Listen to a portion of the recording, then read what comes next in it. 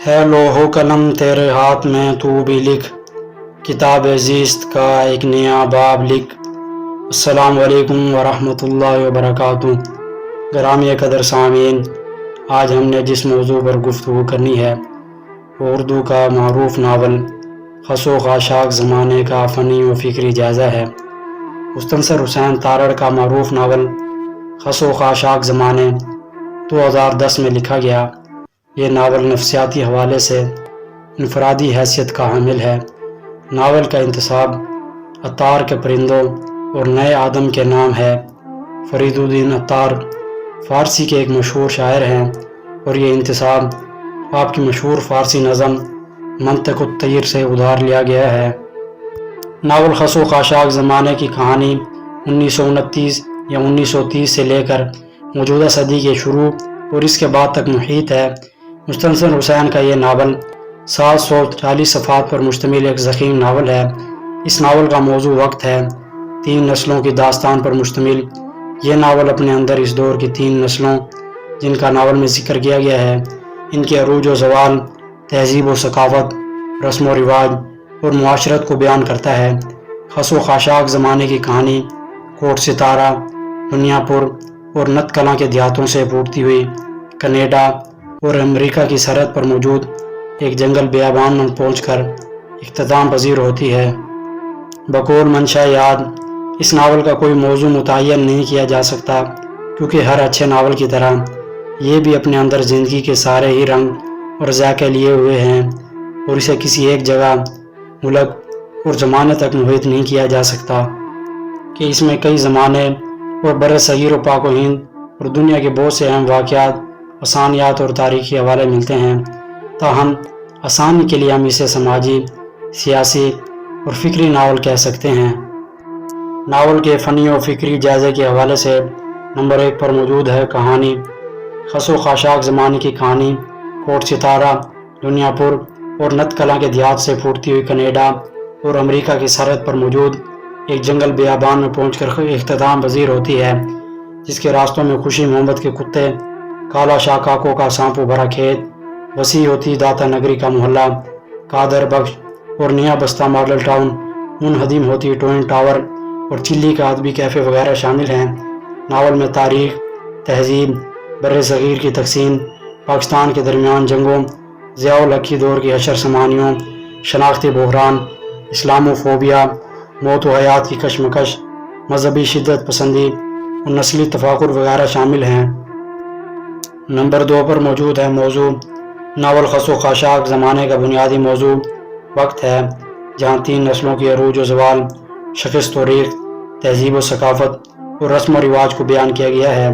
قیام پاکستان سے قبل مسلمانوں اور سکھوں کا مابین دوستانہ تعلقات، پھر 1947 کی خونی فسادات، قتل و غارت گری کا طوفان، مہاجرین کا تبادلہ، قیام پاکستان کے بعد کے حالات، 1965 اور 1971 کی جنگ، سقوط ڈھاکہ، امریکہ پالیسی، تہذیب کا ٹکراؤ، پرویز مشرف کی حکومت، لال مسجد کا دل سوز واقعہ، خود کش حملے وغیرہ اس ناول کے بنیادی موضوعات ہیں۔ بقول منشا یاد، خس و خاشاک زمانے کا کوئی ایک موضوع متعین نہیں کیا جا سکتا، کیونکہ ہر اچھے ناول کی طرح یہ بھی اپنے اندر زندگی کے سارے ہی رنگ اور ذائقے لیے ہوئے ہے۔ اس میں دنیا بھر کے تمام اہم واقعات و آسانیات اور تاریخی حوالے ملتے ہیں۔ تاہم آسانی کے لیے ہم اسے ایک سماجی، سیاسی اور فکری ناول کہہ سکتے ہیں۔ نمبر 3 پر موجود ہے اسلوب۔ مستنصر حسین تارڑ کی زبان اردو ادب میں منفرد مقام رکھتی ہے۔ خس و خاشاک زمانے کی خاص بات اس کا اسلوب بیان ہے، جو کہیں ناول کا رنگ لیے ظاہر ہوتا ہے اور کہیں ایک سفر نامے کی مانند قاری کو ایک جگہ سے دوسری جگہ لیے پھرتا ہے۔ اس ناول کی زبان بہت عمدہ اور صاف ہے، جو پڑھنے والے کو کہانی میں گم کر دیتی ہے۔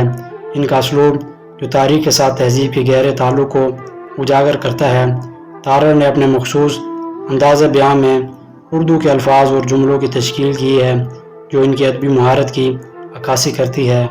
ایک اقتباس ملاحظہ کیجیے، ایک بچھڑے جانے والی ماں کا جدائی مارا ہوا بدن کیسا ہوتا ہے کہ اس کے ساتھ لپٹ کر پہلے تو جان چلی جاتی ہے، پھر اس جان میں جان آ جاتی ہے۔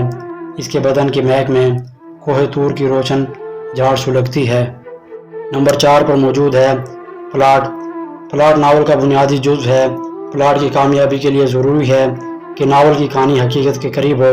خس و خاشاک زمانے ناول کا آغاز تارڑ صاحب نے اختتام سے کیا ہے اور اس میں فلیش بیک کی تکنیک کا استعمال ہوا ہے۔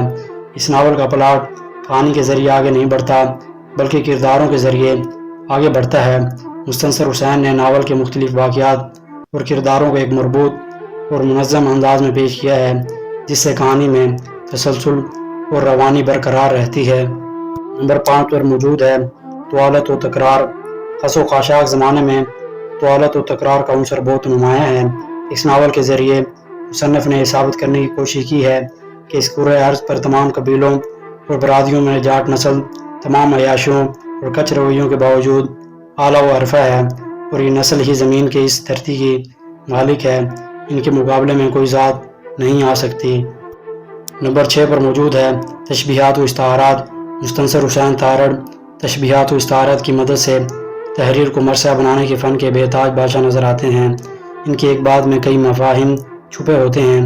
حال کا رشتہ صدیوں پیچھے جوڑنے میں انہیں ملکہ حاصل ہے۔ ان کے ناول تشبیہات و استعارات کی دولت سے مالا مال ہیں۔ ناول خس و خاشاک کے زمانے کا نام ہی استعارہ ہے۔ نیلی تتلیاں وقت جہاں کی نیلی آنکھوں کے پھڑپھڑاہٹ سے تشبیہ دی گئی ہے۔ نمبر 7 پر موجود ہے منظر نگاری۔ مستنصر حسین تارڑ کی مضبوط کرداروں کے ساتھ پلاٹ کا اہم زاویہ فضا بندی اور منظر نگاری ہے۔ موسموں کا، انسانی رویوں، ماضی کے حالات کے مناظر کو صفحہ کرتاس پر ایک ترتیب سے چنا ہے اور اس کی بنت کو مضبوط سہارا دیا ہے اور وہ منظر یوں محسوس ہوتا ہے جیسے ایک جیتا جاگتا کردار ہو یا ہم خود اس منظر کے عینی شاہد ہیں۔ ایک منظر ملاحظہ کیجئے، جب مردہ پرندے چھتوں پر گر رہے تھے تو دارالسلطنت کی رات میں خمار سے حواس باختہ ایک شخص برہنہ حالت میں بھاگتا چلا جا رہا تھا اور اس کے جلوے میں صدارتی محافظوں کی درجنوں جیپیں ہوٹر بجاتی اس کی حفاظت کے لیے چلی آتی ہیں۔ نمبر 8 پر موجود ہے کردار نگاری۔ اگر کردار نگاری کی بات کی جائے تو ناول میں موجود چھوٹے موٹے تقریباً 75 کردار موجود ہیں۔ ناول کا ہر کردار ایک الگ دنیا، ایک الگ کہانی اور ایک الگ موضوع کا نمائندہ سمجھا جاتا ہے۔ ان کرداروں نے ناول کی کہانی کو شروع سے لے کر آخر تک اپنی گرفت میں لے رکھا ہے۔ کہانی کے کرداروں کے ذریعے آگے بڑھتی ہے۔ کرداروں کے ذریعے مستنصر حسین تارڑ نے انسانی جذبات، امیدوں اور مایوسیوں کو تاریخ اور تہذیبی پس منظر میں پیش کیا ہے۔ کرداروں کے حوالے سے نمبر 1 پر موجود ہے بخت جہاں کا کردار۔ بخت جہاں کا کردار اس ناول میں مرکزی کردار کی حیثیت رکھتا ہے۔ ناول کا ایک حصہ بخت جہاں کی شخصیت کے مختلف پہلوؤں اور اس کی نفسیات کو اجاگر کرتا ہے۔ بخت جہاں اپنی شخصیت کے حوالے سے بہت سے مسائل کا شکار ہے۔ بخت جہاں نفسیاتی طور پر اس قدر بیمار شخصیت کا انسان ہے جو اپنی ساری زندگی ایسے کاموں میں گزار دیتا ہے جس سے لوگوں کو اور اس کے اپنے ہی گھر والوں کو بہت زیادہ مصائب کا سامنا کرنا پڑتا ہے۔ وہ اپنی ذات میں اس قدر کھویا ہوا دکھائی دیتا ہے کہ زندگی کے آخری موڑ تک اس میں کوئی تبدیلی نہیں آتی۔ بخت جہاں غربت سے تنگ آ کر حلال و حرام کی تمیز کھو دیتا ہے۔ کرداروں کے حوالے سے نمبر 2 پر موجود ہے انعام اللہ کا کردار۔ انعام کا کردار بھی ناول میں مرکزی کردار کی حیثیت رکھتا ہے۔ انعام اللہ ایک ایسے بچے کی طرح منظر عام پر آتا ہے جس کی پیدائش پر اس کے والدین اسے مسجد کی سیڑھیوں پر رکھ کر چلے جاتے ہیں۔ گاؤں کے لوگ اور امام مسجد فجر کی نماز کے بعد مسجد کی سیڑھیوں پر بچے کو روتے ہوئے دیکھتے ہیں تو اس بات پر متفق ہوتے ہیں کہ کسی حرام کا بچہ ہے لہذا اس کو سنسار کر دیا جائے، مگر شانسی اسے تصرف میں لے لیتا ہے۔ بعد میں بچپن کے واقعات اور معاشرے کے رویوں نے انعام اللہ کے کردار کو ایک مضبوط اعصاب کا مالک کردار بنا دیا ہے۔ کرداروں کے حوالے سے نمبر 3 پر موجود ہے شباہت کا کردار۔ شباہت کا کردار ناول میں مرکزی کردار کی حیثیت سے ایک ہیروئن کا کردار ہے۔ ثانی نسل سے تعلق رکھنے والے سرو ثانی کے بیٹے موتی کی بیٹی، اس کی ماں کا نام مقدس بانو ہے۔ شباہت کینیڈا میں پیدا ہوتی ہے۔ اس کی ماں پیدائش کے فوراً بعد اس کے باپ موتی سے علیحدگی اختیار کر لیتی ہے۔ شباہت کینیڈا میں تعلیم مکمل کرتی ہے، اس کے باوجود وہ اپنی اصلیت جس میں مردار کھانا پایا جاتا ہے اس سے انحراف نہیں کرتی۔ انعام اللہ شہابت سے محبت کرنے لگتا ہے، بعد میں دونوں کی شادی ہو جاتی ہے۔